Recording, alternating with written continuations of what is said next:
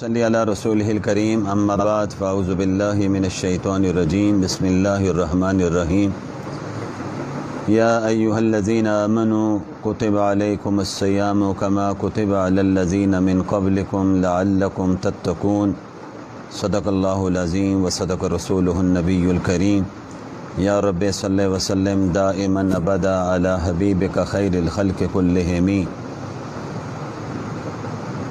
میرے انتہائی محترم ناظرین و سامعین، میں سب سے پہلے تو آپ سے درخواست کروں گا کہ ایک مرتبہ درود پاک ضرور پڑھ لیجئے۔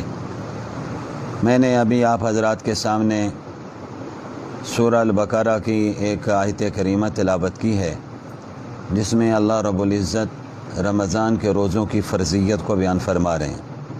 میں آغاز میں آپ تمام کو رمضان المبارک کی آمد پر مبارکباد پیش کرتا ہوں اور اللہ کریم سے دعا کرتا ہوں کہ پروردگار رمضان المبارک کا ہمیں صحیح طور پر احترام کرنے کی توفیق عطا فرمائے اور رمضان المبارک کی برکت سے پاکستان اور پوری دنیا کو کورونا وائرس سے نجات عطا فرمائے۔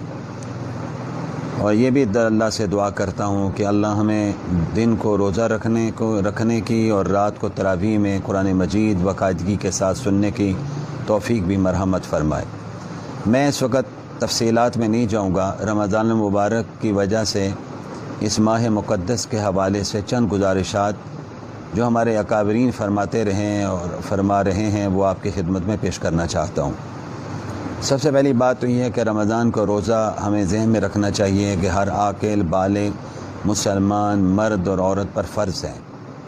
شریعت نے روزے رکھوانے کا مقصد جو اللہ نے جو آیت کریمہ میں نے تلاوت کی، مقصد اس کا یہ بیان فرمایا کہ لعلکم تتقون، تاکہ تم متقی بن جاؤ۔ متقی کہتے ہیں، تقوی کہتے ہیں پرہیزگاری کو، یعنی دل میں کسی کا ڈر اور خوف نہ ہو، ماں صرف اللہ کا ڈر اور اس کا خوف ہونا چاہیے۔ یہ دولت اللہ ہم سب کو نصیب فرمائے۔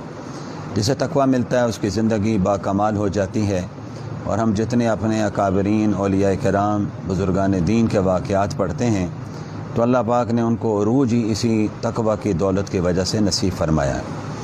میری ایک تو درخواست یہ ہوگی کہ دیکھیں رمضان المبارک کا مہینہ ہم اس حوالے سے خوش نصیب ہیں کہ اللہ نے زندگی میں ایک بار پھر ہمیں یہ بہار نصیب فرمائی ہے، جس کے بارے میں نبی آخر الزمان صلی اللہ علیہ وآلہ وسلم نے ارشاد فرمایا کہ رمضان المبارک کا جو روزے ہیں اللہ نے میری امت پر فرض کیے ہیں، اس کا اجر اور بدلہ کیا ہوگا، بس یہی اگر ہمارے ذہن میں آ جائے تو سمجھیں ہم اس کی اہمیت کو پہچان لیں گے۔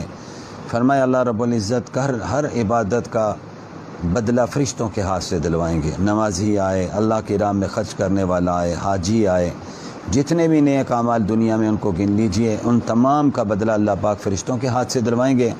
وہ روزے دار کی جب باری آئے گی تو اللہ درمیان سے فرشتوں کو ہٹا دیں گے، اللہ فرمائیں گے اس کو میرے پاس لاؤ، میں اس کو اپنے ہاتھ سے آج دست کرم سے آج انعام دینا چاہتا ہوں۔ آپ اندازہ کیجئے، اس سے اندازہ کیجئے کہ رمضان کے روزوں کے کتنے فضائل ہیں اور کتنا اجر و ثواب ہے۔ میں ابھی یہ گزارش کروں کہ اس ماہ مقدس میں میری درخواست ہوگی، ایک تو روزوں کا بہت اہتمام کریں، روزہ کسی حالت میں بھی نہ چھوڑیں۔ اللہ پاک نے صحت دی ہے، زندگی دی ہے، اس سے فائدہ اٹھائیں۔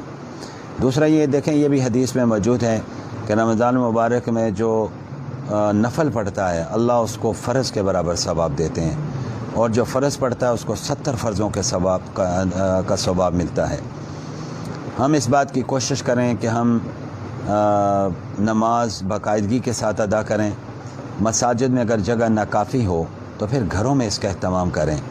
تراویح کے لیے بھی میرے خیال میں میری تجویز ہوگی کہ تراویح کے اگر آپ کے کسی گھر میں بچہ، بھانجا، بھتیجا قرآن کا حافظ ہے تو آج بہترین موقع آیا ہے کہ آپ پہلی صف میں خود کھڑے ہوں اور اس سے اگلی پچھلی صف میں مستورات کو کھڑا کریں۔ اس طرح گھر میں بھی تراویح کی جب نماز ہوگی تو اللہ کے قرآن کی برکات کا نزول ہوگا۔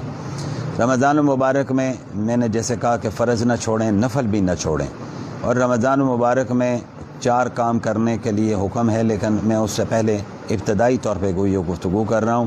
اگلے پروگرام میں انشاءاللہ ان 4 کاموں کے حوالے سے آپ کے سامنے تشریحات پیش کروں گا۔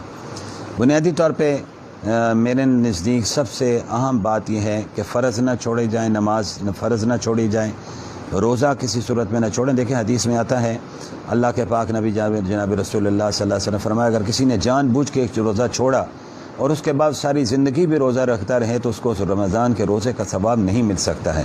اس سے بھی آپ اندازہ لگا سکتے ہیں کہ رمضان کے روزے کی برکات اور فضیلت کتنی زیادہ ہے۔ اس میں دوسری بات یہ تھی کہ میں نے گزارش کی کہ نفلوں کا ثواب اللہ فرضوں کا دیتے ہیں، تو ہم اس بات کا اہتمام کریں کہ رمضان میں کوئی نفل نہ چھوٹنے پائے۔ اس میں اب لازمی بات ہے کہ نفل میں اشراق کی نماز بھی ہے، چاشت کی نماز بھی ہے، اور اس کے علاوہ اگر ہم ظہر کے بعد 2 نفل پڑھ لیں، مغرب کے بعد اگر اوابین کے نفل پڑھیں تو اجر ثواب ہی ثواب ہے۔ اس کے ساتھ ایک بات کا اور اہتمام کریں کہ ہم رمضان مبارک میں تہجد کی نماز نہ چھوڑیں۔ ہمارے حضرت فرمایا کرتے تھے، بھائی صبح سحری کھانے کے لیے جو اٹھتا ہے، اس میں یہ بھی عرض کر دوں کہ سحری کھائیے، یہ سنت ہے، اس کے لیے اجر جہاں کھانا ہم نے، اللہ پاک اس کی برکات سے نوازتے ہیں روزے دار کو۔ سحری کھا تو میں کھجور استعمال کرو، ضرور سحری کھانی چاہیے۔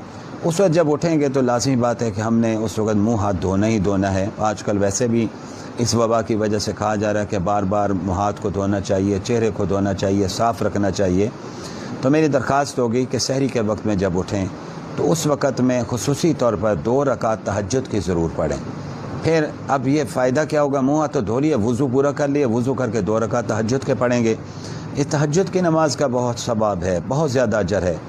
اس وقت اللہ کریم کے سامنے گڑ گڑا کے اللہ کریم سے مانگیں، کیونکہ رب کائنات اس وقت آواز دے رہے ہوتے ہیں، ہے کوئی مجھ سے مغفرت چاہنے والا، گناہوں کی توبہ کرنے والا، اس کے گناہ معاف کروں؟